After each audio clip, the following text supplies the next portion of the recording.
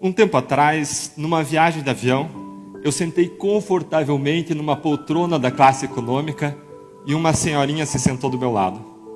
Ela se virou para mim toda simpática e perguntou: "Você não é o menino da Lava Jato?" Muitas pessoas nos param na rua para dizer: "Não desistam, vocês nos representam, perseverem."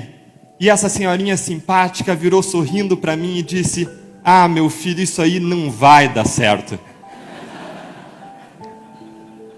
Ela me fez lembrar daquela hiena Hard dos desenhos animados. Você lembra? O que mesmo que ela falava? Ó céus, vida, ó azar, isso não vai dar certo. Você conhece alguém assim, que perdeu as esperanças? Que acredita que o Brasil não tem jeito?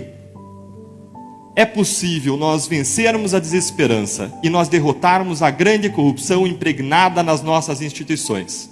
Mas isso depende de nós. Nós podemos reduzir o sofrimento humano causado pela corrupção. Mortes em estradas ruins, desigualdade de oportunidades, falta de segurança pública, escolas péssimas, doenças causadas por falta de água tratada e de esgoto, aflição em filas de hospitais e tantos outros problemas. Lutar contra a corrupção é uma questão de justiça social, de compaixão e de realização de direitos humanos. Um estudo mostra que 97 a cada 100 casos de corrupção comprovada acabam em plena impunidade. As engrenagens do sistema de justiça criminal estão concatenadas, ajustadas para não funcionar contra os poderosos. Foi nesse contexto que no início de 2014 eu fui convidado para entrar na Lava Jato, um caso até então desconhecido que era apenas uma montanha de trabalho.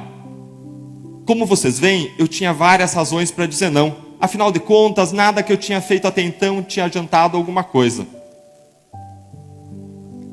Na vida, todos nós teremos frustrações correndo atrás dos nossos sonhos. Muitas vezes você não decide o que acontece com você, mas você decide a sua atitude diante do que acontece com você. Diante dessas frustrações, eu poderia amargar e desistir. Mas eu decidi não desistir. Eu decidi perseverar e aceitei o convite. Isso me deu o privilégio de fazer parte de uma grande equipe de agentes públicos que decidiu ousar por meio de um novo modelo de investigação. Com o trabalho inovador dessa equipe, o apoio da sociedade e uma série de sortes, foi possível avançar contra a corrupção e revelar um imenso esquema criminoso. Como esse esquema funcionava? Grandes empresas se articularam para inflar contratos bilionários com a Petrobras. Elas pagavam propinas para aumentar os seus lucros. Do outro lado, o interesse de agentes públicos casava com o desses empresários. Políticos e partidos escolhiam a dedo funcionários altos executivos da Petrobras justamente para que eles arrecadassem propinas. O suborno fluía para campanhas eleitorais e para o bolso dos envolvidos. Os recursos iam dos empresários até os agentes públicos por meio de lavadores de dinheiro profissionais, que faziam o dinheiro sujo parecer limpo. As investigações comprovaram o pagamento de mais de 6 bilhões de reais em propinas e os prejuízos da Petrobras são estimados em até 42 bilhões. Como resultado, apenas em Curitiba, 282 pessoas foram acusadas por crimes como corrupção, lavagem de dinheiro e organização criminosa. 107 já foram condenadas, apenas que somam mais de 1.600 anos de prisão. Muitas dessas pessoas eram e são poderosas. Dentre eles, 6 ex-parlamentares, um ex-presidente da Câmara dos Deputados. Em Brasília, apenas a colaboração da Odebrecht implicou quase 1/3 dos senadores e ministros e quase metade dos governadores. Além da punição aos criminosos, estão sendo recuperados aos cofres públicos mais de 10 bilhões de reais, quando a regra no Brasil é não recuperar nenhum centavo. O que a Lava Jato revelou na Petrobras já é muito grave. Mas as provas trouxeram à tona um monstro ainda mais assustador. Esquemas semelhantes estavam espalhados em vários órgãos federais, estaduais e municipais. Descobriu-se que políticos e partidos desonestos Escolhem para cargos de direção de órgãos públicos pessoas incumbidas de arrecadar propinas. O dinheiro enriquece os criminosos e financia caras campanhas eleitorais, garantindo a reeleição. Ou seja, a corrupção alavanca a permanência dos corruptos no poder, o que gera mais corrupção, o que gera mais permanência dos corruptos no poder, formando-se um círculo vicioso que deturpa a democracia e torna a sociedade brasileira prisioneira da corrupção.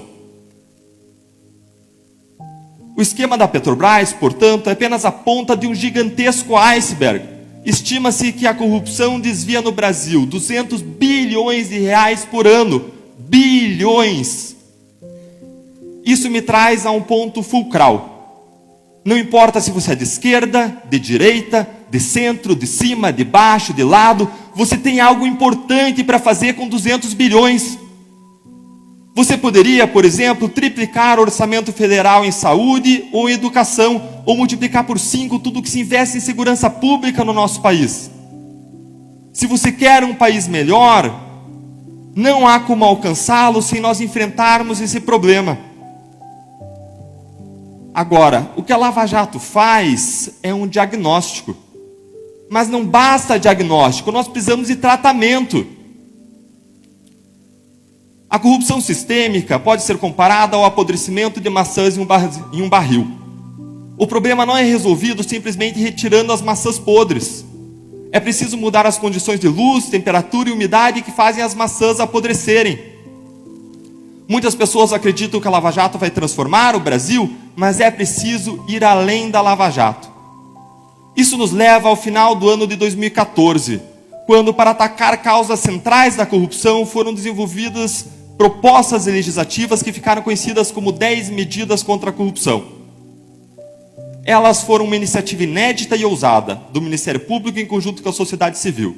O seu objetivo era prevenir a corrupção, reduzir a impunidade e recuperar o dinheiro desviado. Elas alcançaram o apoio de mais de 2 milhões de brasileiros que, por meio das suas assinaturas, as tornaram um projeto de lei de iniciativa popular. Em 2016, enquanto o Brasil chorava a tragédia que vitimou o time de futebol da Chapecoense, a tragédia de avião, na calada da madrugada, a Câmara dos Deputados destruiu as propostas. No lugar das medidas anticorrupção, foi aprovado um projeto que objetivava amarrar as investigações.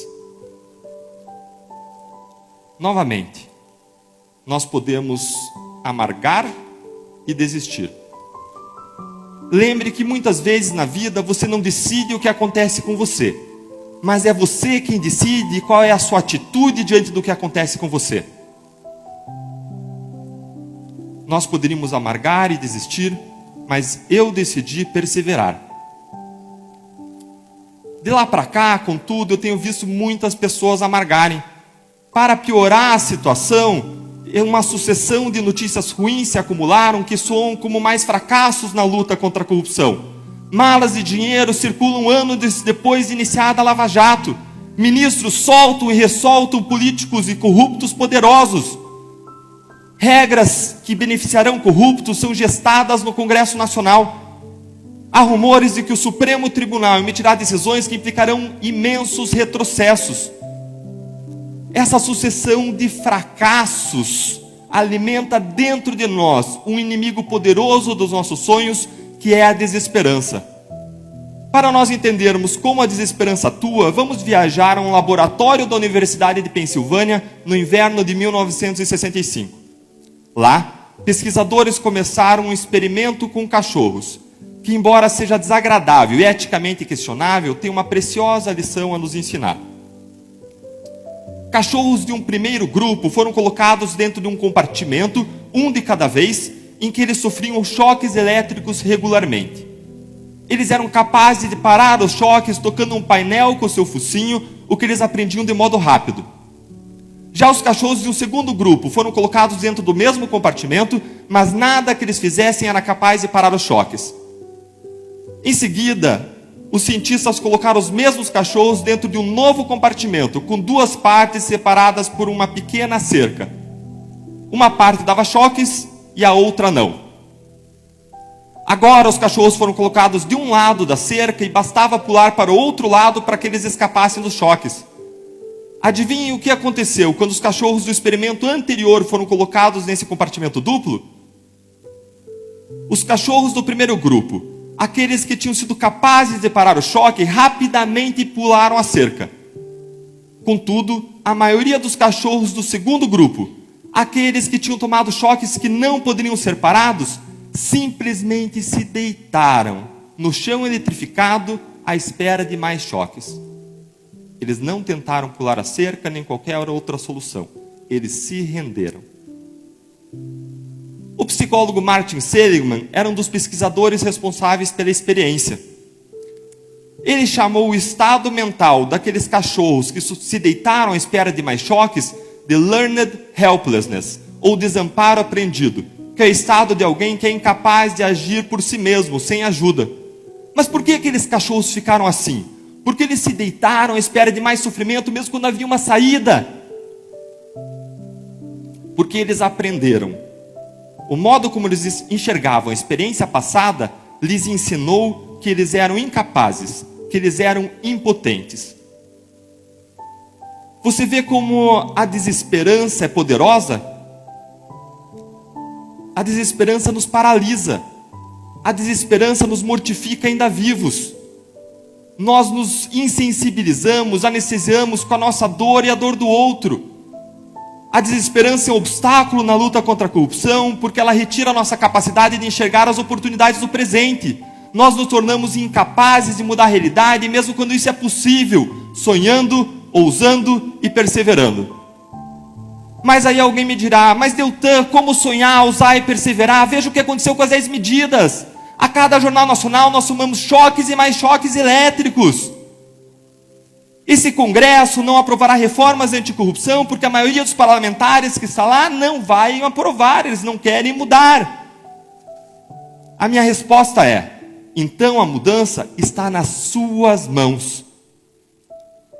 Talvez você esteja achando tudo isso muito bonito, mas queira me dizer, como aquela senhorinha do avião, ah, meu filho, isso aí não vai dar certo. Se você perdeu as esperanças, eu quero dizer que eu entendo você, mas eu quero propor um exercício mental. Pense na pessoa que você mais ama na face da terra. Talvez a sua mãe, ou o seu filho, o seu marido ou sua esposa. Imagine agora que você vai ao médico e ele lhe diz que essa pessoa que você tanto ama tem uma doença terminal e possui poucos meses de vida. O que você faz? Você vai para casa esperar ela morrer? Ou você vai fazer tudo o que estiver a seu alcance para salvar a vida dela? Indo de site em site, de médico em médico, dobrando seus joelhos e buscando a cura, ainda que seja improvável? A verdade é que existem causas pelas quais vale a pena se lutar, independentemente do resultado, e o nosso país é uma delas. Lutar contra a corrupção é lutar pelo nosso país, e lutar pelo nosso país é lutar por quem nós mais amamos, e nós jamais desistiríamos deles. Se o brasileiro é aquele que não desiste nunca, vamos dizer aqui que nós somos brasileiros e não desistiremos do nosso país. Nós seguiremos juntos, sonhando, ousando e perseverando. Muito obrigado.